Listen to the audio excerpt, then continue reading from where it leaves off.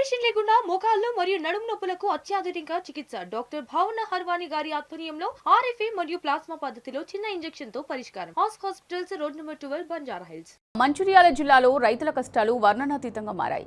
యాసంగి సీజన్లో పండించిన ధాన్యం కొనుగోలు కోసం జిల్లా వ్యాప్తంగా 330 కేంద్రాలు ఏర్పాటు చేస్తామని ప్రభుత్వం ప్రకటించింది. కానీ ఇప్పటి వరకు కేవలం 120 కేంద్రాలు మాత్రమే ఏర్పాటు చేశారు. కానీ ఎక్కడా కొనుగోలు ప్రారంభం కాలేదు. రైతులు ధాన్యాన్ని కేంద్రాలకు తీసుకొచ్చి నెల రోజులు గడుస్తున్నా పట్టించుకునే నాదుడే లేడు. ఎండకు ఎండుతూ వానకు తడుస్తూ ధాన్యం రంగు మారుతోందని రైతులు ఆందోళన వ్యక్తం చేస్తున్నారు. మరింత సమాచారం మా ప్రతినిధి ఉమేష్ అందిస్తారు.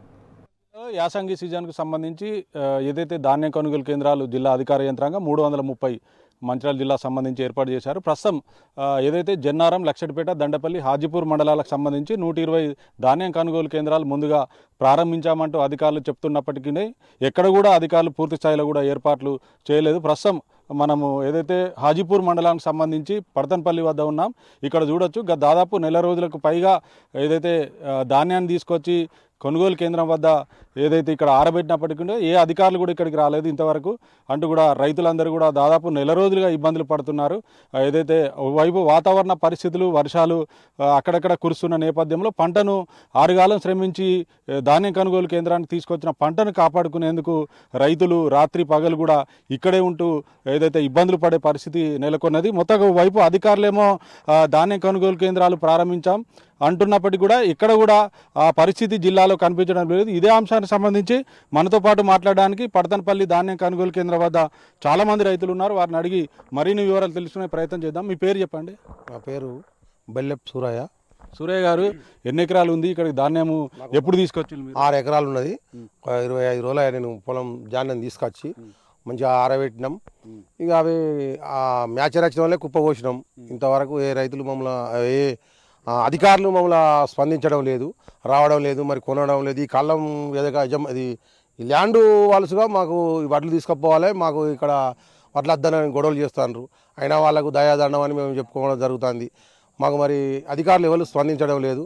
దయచేసి మా రైతుల గోస చూసి ఈ కొనుగోలు ఏదో కేంద్రాల ఇచ్చిపోసినాం కాబట్టి మమ్మల్ని దయించి మా రైతుల మీద దయించి ఈ వడ్లు తొందరగా కాంటాక్ట్ చేసి పంపిస్తే మేము ధన్యవాదాలు తెలుపుకుంటామని కోరుకుంటున్నాం. ఎవరు అధికారులు రావట్లేదా? మీరు ప్రశ్నించడం లేదా? ఏమంటున్నారు?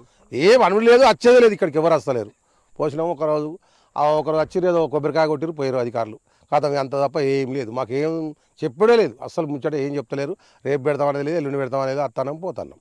ఓకే, మీరు చెప్పండి. మీ పేరేంటిది? మీకు ఎన్ని ఎకరాలు ఉంది? ఎప్పుడు తీసుకొచ్చి ఇక్కడ ధాన్యం? నాకు 6 ఎకరాల భూమి ఉన్నది. మేము తెచ్చి నెల రోజులు అవుతుంది. ఆరవసి కుప్పు పోసినాం. వాన కొడితే మస్తు భయం అవుతుంది. ఎందుకంటే ఏ వాన ఒక్కొక్క సంవత్సరం కొట్టుకుపోయిన రోజులు ఉన్నాయి. దీనికోసం ప్రభుత్వం వెంటనే మమ్మల్ని సంధించి అడ్లను వెంటనే కొనుగోలు కేంద్రం స్టార్ట్ చేస్తే మాకు బాగా మంచిగా ఉంటుంది.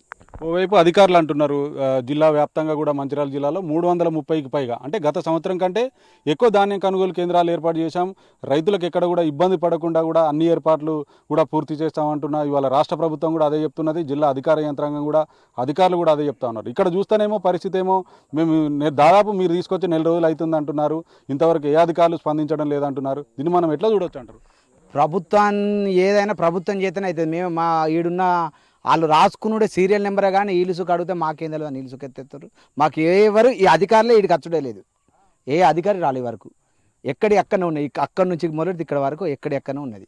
ఎక్కడ ఎక్కిన గొంగడికి అక్కడనే ఉన్నది. ఎవరు ముట్టడం లేరు, ఎవరు జోకటం లేరు మమ్మల్ని. అంతే. అంటే ఇక్కడే రాత్రి మోవాలి ఇక్కడే ఉంటున్నారా?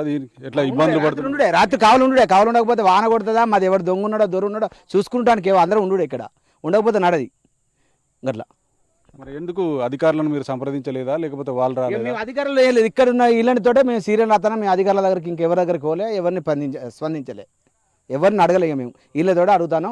ఇక ఇవాళ రేపే దానికి వెళ్దామని అందరం ఇప్పుడే కొంచెం స్టార్ట్ చేసినాం. మేమే దానికి వెళ్తాం, లేకపోతే ఎమ్మెల్యే సభ దగ్గరికి కలెక్టర్ ఆఫీసర్ని పోయేద్దామని వాళ్ళని బతలాడదామని అందరం ఆలోచిస్తాను. ఓకే అండి, మొత్తంగా ఏదైతే దాదాపు నెల రోజులకు పైగా తాము ధాన్యాన్ని కొనుగోలు కేంద్రంకి తీసుకొచ్చినప్పటికీ కూడా ఏదైతే వారం 10 రోజులకు పైగా ఇక్కడ ఏదైతే అధికారులు వచ్చి కొబ్బరికాయ కొట్టి ధాన్యం కొనుగోలు కేంద్రాన్ని ప్రారంభించారో, అయినప్పటికీ కూడా తాము అంతకుముందే దాదాపు నెల రోజులకు పైగా ధాన్యాన్ని ఈ కొనుగోలు కేంద్రాన్ని తీసుకొచ్చినా ఏ అధికారి కూడా ఇక్కడికి రాలేదు, ఎవరు కూడా పట్టించుకోవడం లేదు.